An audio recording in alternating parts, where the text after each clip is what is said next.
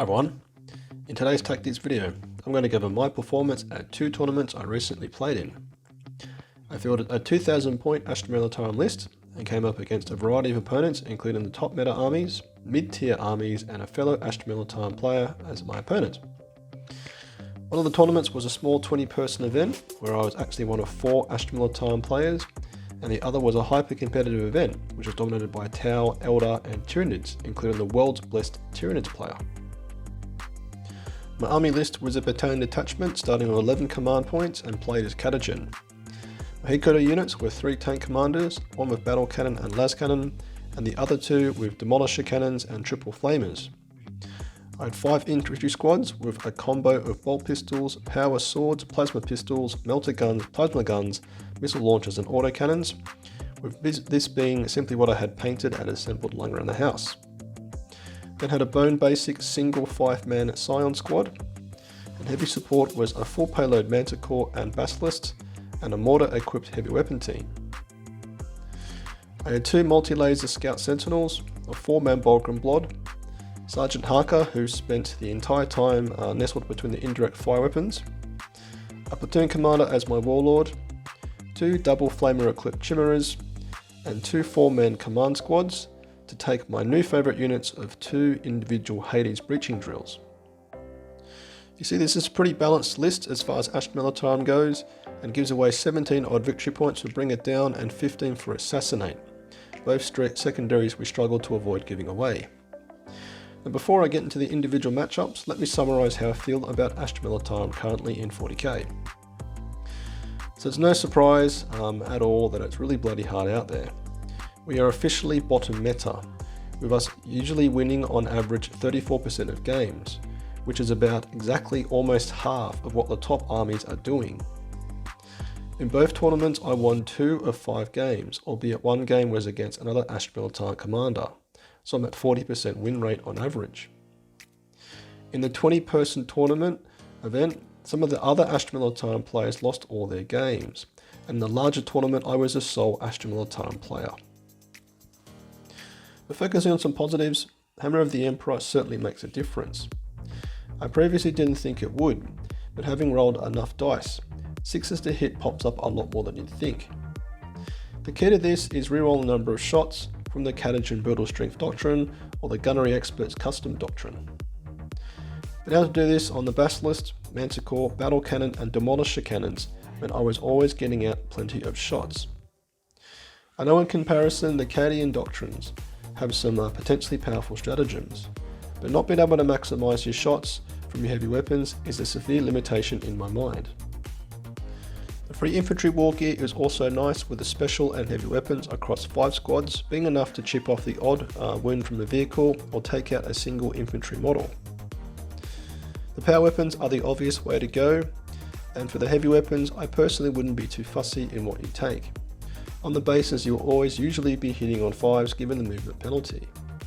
Sure, las cannons would be great across 5 squads, but I personally think the auto cannons are the way to go, but to be honest just take whatever you have lying around the house. Now, armour contempt is obviously a huge concern, and I had the pleasure of going into 3 marine plays in one of the tournaments. As a lot of you had identified, with marines sat in cover, the AP-2 of a Manticore suddenly is a 3+ save for them, meaning on average they're saving more than they fail. The full payload Basilisks did good work here, albeit half the number of shots than a Manticore. In the early stages of games, I started to purposely target enemy units that can't sit in cover like dreadnoughts on vehicles, and then target enemy infantry as they emerge from cover. Now this next part is super obvious, but the Demolisher Cannon equipped tank commander is absolutely vital to us. I found the combo with the triple flamers to be a winner, as it presents a decent charge deterrent, and if wrapped in melee at least can dish out some auto-hitting wounds. Again, being able to reroll the dice is super handy, locking in the average of 12 hits across 3 dice. The discussion point is whether Gunnery Experts and Spotted Details is a better combo for them, but given I'm only rocking 2 of them, Catagen works best for me. Critically, Sergeant Harker, given his reroll bubble to the Basilisks and Manticores, is a real reason to play Catagen. As to actually using these tank commanders in the game, I play a very careful game of deploying them last in a position that means they are terrain screened from shooty threats, but able to quickly move out and blast away at a target once it's within 24 inches. Sure, a battle cannon with its longer range and maybe even the Cadian relic of Gatekeeper could be attractive, but strength 8 AP-2 isn't going to be guaranteeing the destruction of a high toughness target. This all being said, I do run a single tank commander with battle cannon and las cannon as said before, to at least give you some direct long range firepower early on in the game. Okay, so let's now look at some of the matchups, starting with those most favourable. So my last game at the smaller tournament was against a fellow Astra Militarum commander with 5 Libenrus Demolisher tanks, with heavy bolters, Commissar Yarrick, 2 4-man Bolgren blobs, a Scion detachment, and 2 Manticores, one of which had full payload. My opponent had first turn, and the terrain layout was typical of a competitive setting with plenty of places to hide. He managed to part damage one of my Manticores and a tank commander, but couldn't get any of his demolishers into range turn 1. I pushed out into table quarters, carefully screening his Scions, whilst he marched his Bolgrams across the tabletop. The battle cannon equipped tank commander popped one of his Leman Russes using the relentless stratagem to ignore how damaged it was, plus hail of fire for a brutal 12 shots. I managed to almost table the poor bloke, with only 4 of his Bolgrams left and 2 Sentinels, but to be fair I'd lost a fair few units as well. It was a victory to me at 92 to 84, with me trumping him on secondaries of Retrieve Nakmun Data getting into all 4 table quarters, whilst he could only get into 3. We spoke after and agreed that what probably gave me the game was that Yarrick at 105 points is a lot to be sat just buffing his Manticores. Also, marching his Bolgrams forward trying to bash my artillery car park would have been better utilised holding the centre objective, which had dense cover and probably would have prevented me scoring my primaries quite strongly in the later part of the game. Right next along on my comfort levels was against Necrons and Orks. Against Necrons it was a narrow win, and Orks a decisive one. I played these in the larger tournament, having played meta armies before, and I honestly felt like going into an 8th edition codex in comparison. Hammer of the Emperor was particularly brutal, going into the poor Orks, with their mostly t-shirt save, being abused by heavy flamers and even las guns. My opponent had a truck heavy list that struggled to manoeuvre through the terrain, allowing a hail of fire demolisher cannon to pot one of them turn 1. Necrons also feel a bit dated, with their reanimation protocols feeling particularly weak in the current meta. Having to roll a 5+ on all the lost wounds of the model for it to reassemble is really poor odds. My opponent didn't manage to reanimate anything of value the entire game. Also early on in the Necron game, I was constantly asking my opponent whether he had invul saves, to which Necrons mostly don't, which again felt pretty weird having played against some armies with the more recent codexes. I'll touch on it a bit later, but the difference between early 9th edition codexes and the more recent ones is really quite stark now. So next along, let's now look at my game into Iron Hands. Here I got first turn and foolishly targeted a Marine squad sat in cover. One Basilisk, the Manticore and the Mortar teams later, and I had killed an entire 3 Marines. It was here I learned to only target units not in cover when playing Space Marines. I did manage to effectively deal with a lot of his units, but what gave me this game was my opponent choosing the wrong secondary. He went with Retrieve Nakmun Data and struggled to perform the actions. I went with Deploy Teleport Homers, performing the action within 12 inches of his deployment zone and twice in his deployment zone. As I think about secondaries, given we struggle with holding primaries, we need to be scoring maximum points on our secondaries. Retrieve Nakmun Data obviously only awards a maximum of 12 victory points, being a missed opportunity of 3. Deploy Teleport Homers in the right map can be a better choice. As I said before, never forget that it rewards 2 victory points if done within 12 inches of your opponent's deployment zone. So do it twice outside the deployment zone and 3 times in their zone once the army is spread out, and you're locking in a full 15 victory points. Engage all fronts for me is usually a safe bet thanks to my 2 Scout Sentinels, but getting into that 4th table quarter can be a struggle given I've only got 1 Scion squad, more on secondaries later. I next went into Night Lords, commanded by someone who's actually a channel subscriber, and Astra Militarum commander taking a break from guard with his Trader Astartes. Playing into an 8th edition codex was really good fun, with the game being really close the entire time. Armour of Contempt was less noticeable here, on account for the fact his marines are only 1 wound. The Hades breaching drills were useful in this match, locking in table quarters for me, and presenting enough of a threat to my opponent James to deal with them. By the end of it, James had a lonely 4 marines set on 1 objective, while I had about 1,000 points of army left. James, however, took the match 84 to 80, with his Chaos secondary objective, the Long Walk, giving him the game. This rewards a victory point for destroying an enemy unit near an objective marker, and 2 for controlling an objective your opponent previously held. This stacked well, given the mission we played, Abandoned Sanctuaries, awarded 2 victory points for holding the center objective or destroying an enemy unit nearby. I feel our secondary for the Emperor can be hard to max. Given it's a maximum of 3 victory points per turn, if your indirect fire units aren't destroying units in the first turn, you'll be lucky to be locking in 12 victory points. But now move on to 2 matches where I got completely spanked. These were against Thousand Suns and Grey Knights. Both benefit from Armour of Contempt, with Thousand Suns being further buffed when targeted by damage 1 weapons, giving them a 2+ save, on account for their rule All is Dust. In the early stages I played well, pushing forward a Sentinel and a Chimera to absorb some of the mortal wounds. I even propelled another Chimera all the way up the right flank, thanks to the full throttle order, and then using the stratagem Crush Them to charge a squad sat on one of my opponent's home objectives.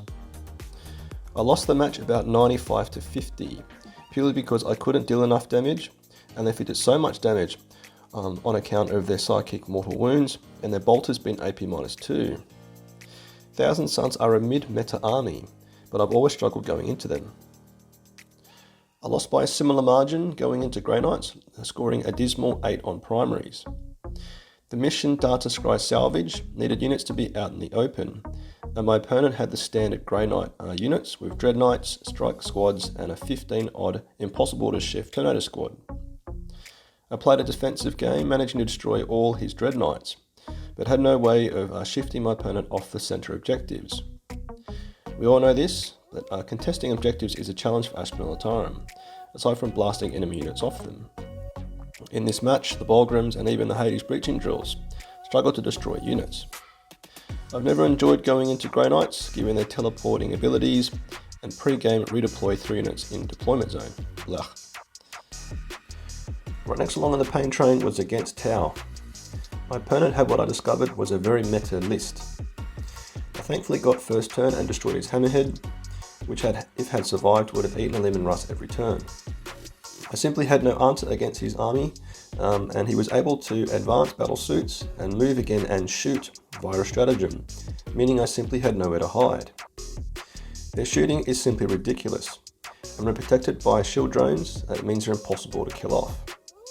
I was beaten about 100 to 45, which is the first time I hadn't scored at least 50 in quite a while. I tried to stay positive after this, but had a bit of a feel-bads after this match. My advice is to completely avoid Tau if you can. Given we are both shooty armies, they'll win the shootout. They even get to shoot in melee with no penalty at all, which feels pretty generous given Lemon Rust tank can only do so with a hit penalty. Anyway, enough of the fish people. Finally had the pleasure of going into an Eldari and Tyrranids list. Now in these matches I managed to lose by 30 and 15 points. Puzzlingly, going into Eldar, I felt we have somewhat of a chance. Granted I had first turn, I managed to destroy a unit of Shining Spears, and my opponent played a careful game of feeding units onto the center objective to secure a stranglehold, to which I would promptly destroy them with a Demolisher Siege Cannon. From experience having only played them once, I understand them to be quite slippery. The slipperiest of all are Sweeping Hawks and their character model, being able to constantly re-deep strike in their shooting phase. My opponent observes that my indirect fire units were critical for keeping me in the game. By the end of it, he had only between 5 and 6 infantry models left, with me at about 750 points of army left. Eldar carry a lot of invul saves, but given they're a maximum toughness of 4 on their infantry, means you can overwhelm them with a volume of dice. What was ridiculous though was their strands of fate dice. Every round they roll 6 dice, with a number determining the type of rolls that is an automatic 6. For example, a roll of 4 is a hit roll of 6. In one round, my opponent had 3 hits of 6s to use, and did so on a character whom dealt mortal wounds on a 6 and additional hits on a 6. Shooting 3 times, it dealt out 6 mortal wounds. Yuck. But unlike the Tyrranids, Eldari are still very squishy, with our indirect weapons able to keep us in the fight. The final match to examine was against Tyrranids, which was inevitable given there are at least 15 Nids players in the larger tournament I played at.